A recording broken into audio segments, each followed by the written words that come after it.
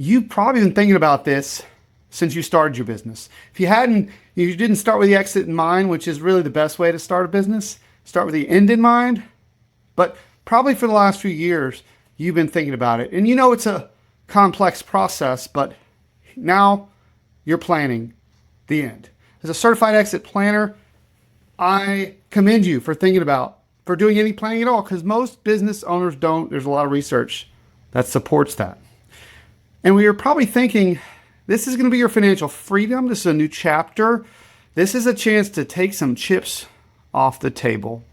Rightfully so. It's hard being a business owner. There's nothing wrong with taking some chips off the table. But without proper preparation strategy, it can be stressful. Even if you do everything right, it can be stressful. It can be costly. In worst case scenario, it could lead to an unsatisfactory outcome. Let's get into the heart of it. This video is about common mistakes that business owners make. So let's talk about the pitfalls to avoid when selling your business. Number one is planning. I mentioned it already. The IBBA, the Exit Planning Institute, numerous other guides have produced legitimate research that say that one of the stats is that 75% of business owners have no formal exit plan. 99% know they should be planning for the exit of their business, but 75% of them do not, especially with smaller businesses. It gets better with larger businesses, but smaller business owners, they do very little exit planning. Having a well-defined path, having done some market research, putting together some financial projections, it can help to avoid going into this without a plan. It's a missed opportunity. If you don't take the time to control the narrative yourself, do some projections of where your business can go. Tie them back to your current financials so they're not pie in the sky, but there's a true course from the present to the future. This is one way to avoid a pitfall of going into it unprepared. Another thing we see a lot in my role as an intermediary is just neglecting the business. Let's face it, running a business is hard. You start with nothing, you build, you climb the mountain, you feel like you're at the top of the mountain. This is one of the most major pitfalls to avoid. If you don't continue to invest in the business, if you don't continue to give it everything you've got, or give it the resources it needs by sacrificing perhaps some of the investment that you're taking out of it, the business's health may suffer. We call it keeping your foot on the gas. It's super important until the deal is done. It is probably the number one pitfall when selling a business, is not keeping it going. Our advice to business owners, at a minimum, keep it flat. Ideally, keep it growing. You actually don't want a hockey stick at the end because that makes buyers suspicious. But we definitely don't want to do is be on a decline. It's like catching a falling knife for a business buyer. They could get cut. It's very intimidating. The best person to fix that is you, as much as we don't like to admit that as business owners. So you gotta just keep your foot on the gas there. And then protecting intellectual property. We see this more with larger businesses. But if there are proprietary assets or processes that set your business apart, take the extra time to do the paperwork to get them as protected as possible. In America, anybody can steal anything, but there are things you can do. Talk with a competent patent attorney. If you do have processes for patents, for trademarks, get that stuff buttoned up as you're kind of going into it. That can be a pitfall is documentation. Not having that documentation. Lack of organized financial statements is another top one that we see.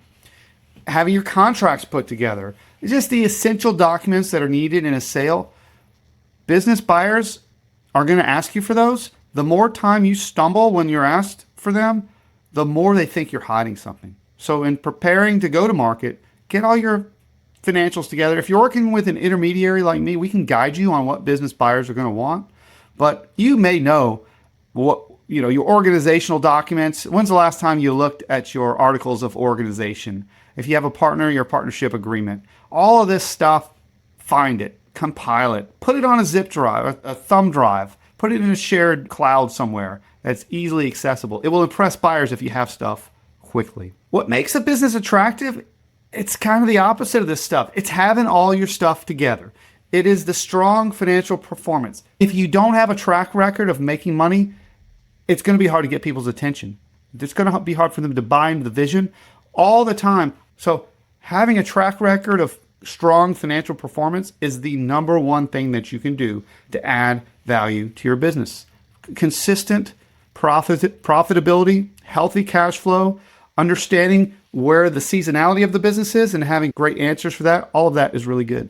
Another thing that business buyers find attractive is scalability, right? So I mentioned this idea of having your financials documented to the present so you can show a path to the future. Saying, this is a scalable model.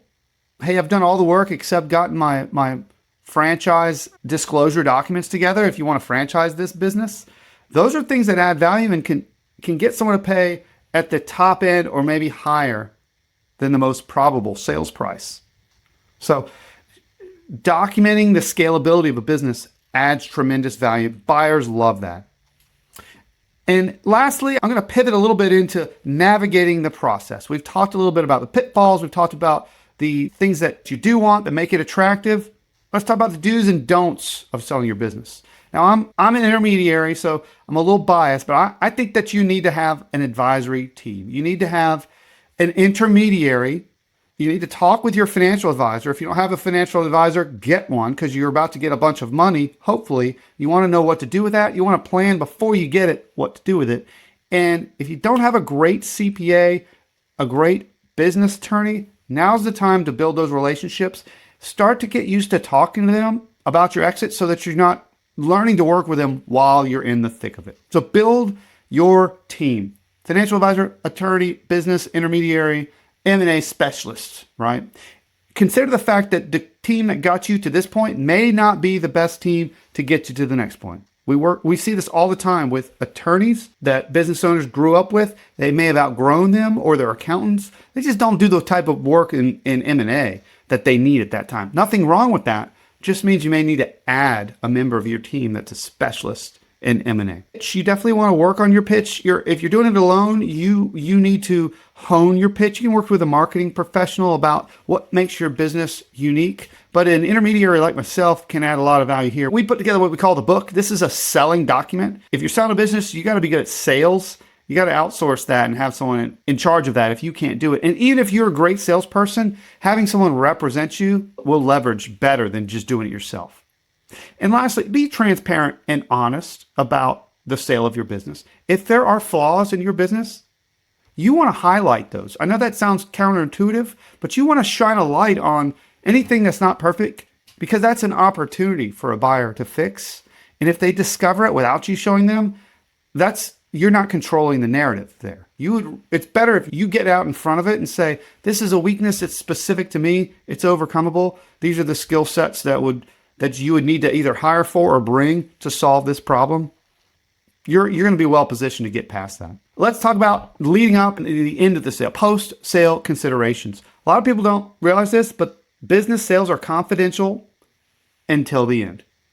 We have a lot of business owners that want to share the news with their employees, with their managers, when they list, when they go under contract, when they're about to close. The reality is, we don't know when you're going to close until you're closed.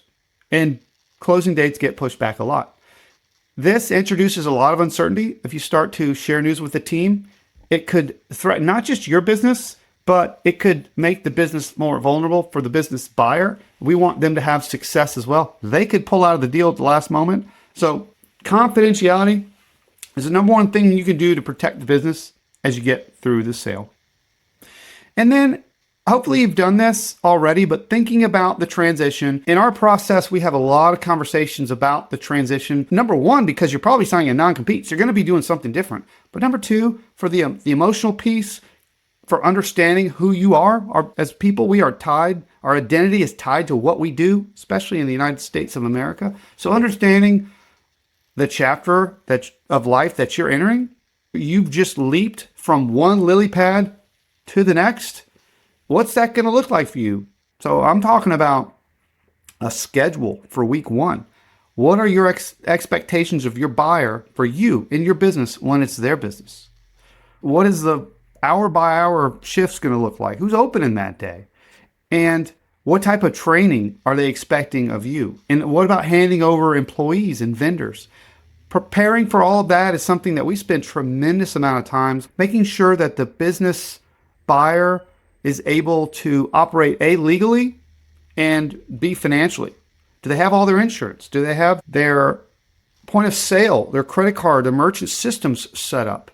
Can they pay their employees? Inevitably, post-sale, you're going to be working on some of that. There may be some financial cleanup at the end after the deal is done, especially if it's a larger deal, and there's some caveats for that in the contract. All of this can help with a smooth transition, both for the operations and for the responsibilities of the new owners. Typically, you do a lot of work to get into the contract, and then once you're under contract, the contract to closing, we call them closing logistics meeting, but there's a whole series of things that have to be done with the landlord, if there's a landlord, with the bank, with the definitive documents. All of that culminates to the closing, and then there's a little bit afterwards for the transition. That's what going through one of these deals looks like. It's a lot of stress.